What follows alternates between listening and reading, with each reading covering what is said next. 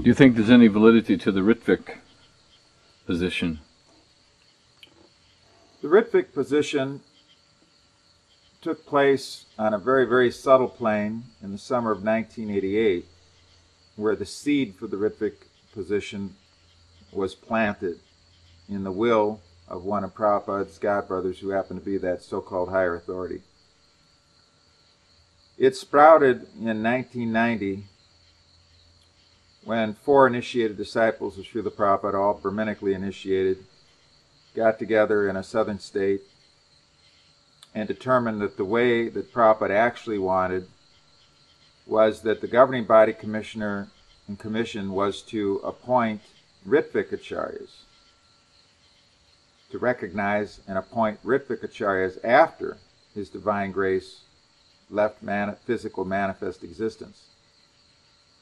And that these appointed ritvik acharyas then, only given authority if the GBC recognized them as such, would then conduct initiations on behalf of Srila Prabhupada, that all new people would actually be initiated by His Divine Grace Srila Prabhupada. This is an anti-Vedic, anti-Vaishnava process.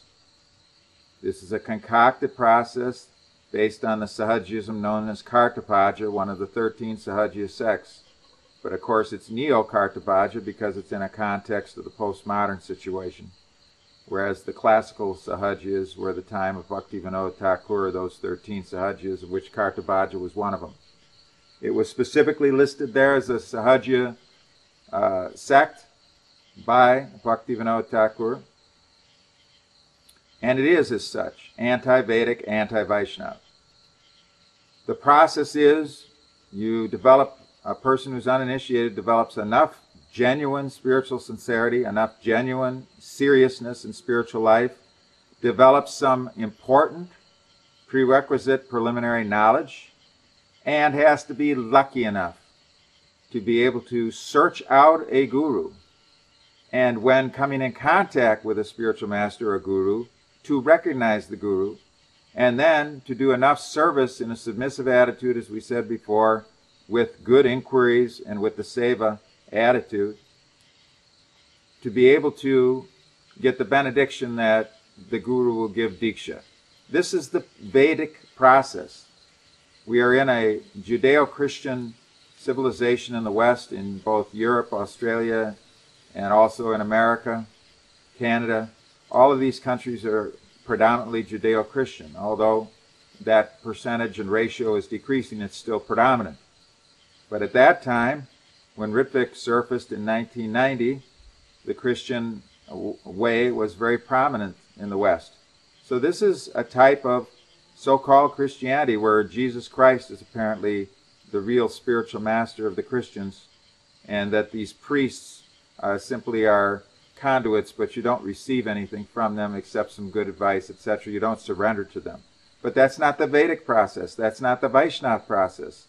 So it fits very well in with the Western culture, which has reached such levels of deviation that they have slaughterhouses, and that alcohol and various intoxications are legal and can be purchased and imbibed legally, and all these other incredible sinful activities are legal.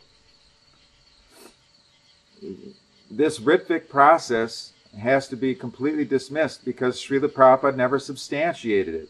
It's through a manipulation of a few code words that a whole new process has come into being that is completely anti-Vedic, anti-Vaishnava, and does not follow the tradition of the Guru Parampara.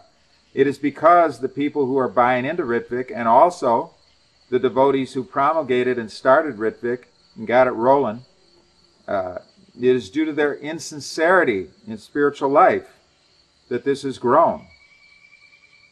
And the nature of ritvik is that since it is a concoction, since it was never established by His Divine Grace Srila Prabhupada, never specified how to do it because he never would specify it because it's bogus, that it's prone to be highly centrifugal, meaning that it'll keep spinning out of control into various new deviations, new permutations of the ritvik misconception. And that's exactly what we have. The original ritvik conception has been completely abandoned. Nobody believes in it anymore. it never got off the ground. It was the start of it, but it never actually could take off and become something. Why? Because very simply, the governing body commission never accepted it. And the governing body commission had to accept it for it to function.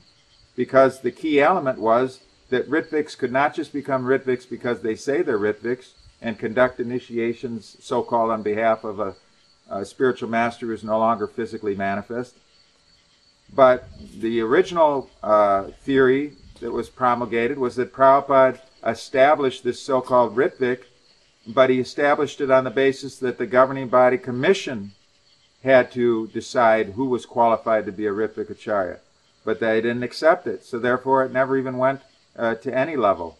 But since that time, there's been various permutations and combinations of ritvik, and right now there's a minimum of 5 different ritvik philosophies, ritvik groups, and they are not very friendly with one another because they have a different process. Each of them has a different process. Even their conception of how long it is supposed to last is entirely different amongst some of the groups. And that's the nature of ritvik. A concoction will breed more concoctions. It'll get more and more dumbed down. It'll get more and more deviant because there's no basis to go back to establish what is the siddhanta of it, and more importantly, what is the actual process? How is it to be carried out? It is not historical fact. Ritvik is not historical fact. It was never established by His Divine Grace Srila Prabhupada. Ritvik vada is the same as Mayavad in the sense it's a concoction based upon a wrong understanding, pramad. Not listening properly, not hearing properly, therefore being illusioned, therefore making the mistake of buying into it, and therefore kaitava, cheating, spreading a process that's a cheating process. You don't think there's any value? Somebody... Oh, as I described before, somebody who's picking molded bread out of a garbage can can go to any place like any temple and learn the ABCDs and become a little clean and get free from some of his extremely degraded activities. So there's some ABCD benefit. But once we get to GHI, guru, honesty and institution, or guru, honesty and initiation, then it's going to go off. It's going to be a deviated octave. It'll be an ascending octave for some time, but then it'll reach a stage where faithlessness will enter. And when faithlessness enters, it'll become a descending octave. And the person will think it's still an ascending octave when it's a descending octave. The principle is that you stay on a complete straight course towards the spiritual sky. If you stay loyal to your spiritual master, loyal to the process, loyal to the seva, loyal to the siddhanta. But if you go on a deviated ascending octave, you're going towards a different destination that's not actually what he wants. It's not what the Guru Parampara wants. It's not what the Supreme Personality of Godhead has actually sanctioned. And therefore it goes up for a ways, then it reaches a point where faithlessness enters, and it becomes a descending octave at the same deviated incline. And you don't recognize any of it because you didn't stay on the actual octave. You deviated off to another destination. You thought, this destination is the real destination, but it's not. All these ritvik groups can help you. If you're very fallen, they can help you with ABCD, but you need to go far beyond ABCD. You need to go through the whole alphabet and become a pure devotee of the Lord. And in order to do that, ritvik can't help you. You said earlier it was all due to lack of sincerity. The development of the ritvik process. Could you expand on that? Sincerity is a word that comes from Latin. In the Latin times, they had coins, but they also did a lot more barter than we do today. Barter is not so popular due to so much money that we have in the West. Some barter goes on, but most people don't live by barter.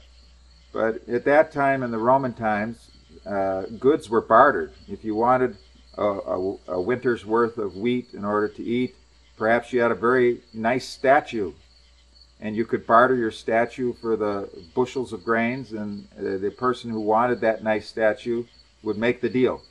So these statues were a commodity that were traded at that time. Now, if a statue gets a chip in it